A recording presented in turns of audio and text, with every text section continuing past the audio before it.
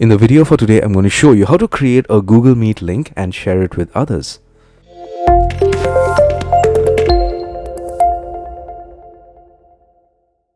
So I'm going to show you how to do this on a Windows PC, but if you're using a MacBook, not a problem, it's the same procedure. Now, the first thing is get hold of your laptop or PC and get to Google and log into your account.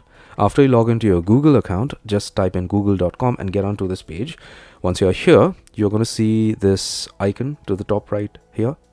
For Google Apps, just click on that icon and you get a drop-down menu with a lot of icons from Google. So these are basically applications from Google. All right, here you just click on the Meet icon and you're going to be directed to Google Meet. A very clean interface. You don't have much out here. So if you want, you just click on meetings if it is not selected by default, and then you click on new meeting. You get a pop-up like this. 3 options.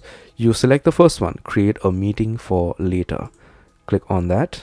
You copy this code, and then you could share this code via WhatsApp, via SMS, via email, or whatever it is, and notify your members about it. All right, now when you want to do a meeting, say supposing it is around 4 p.m. right now in India, if you want to do a meeting say at 8 p.m. Indian Standard Time, all you have to do is just ask your members to get to Google Meet at 8 p.m. and use this code while they are logging in. So they are going to log into Google Meet. After they log in, they're going to see the same interface. All they have to do is just put in the code out here and click on join. So when all of y'all join at the same time using the same link, you guys are going to be on the same call, or you guys are going to be on the same meeting. Then you could either do a video call or you could also do a chat based meeting. That's totally on you.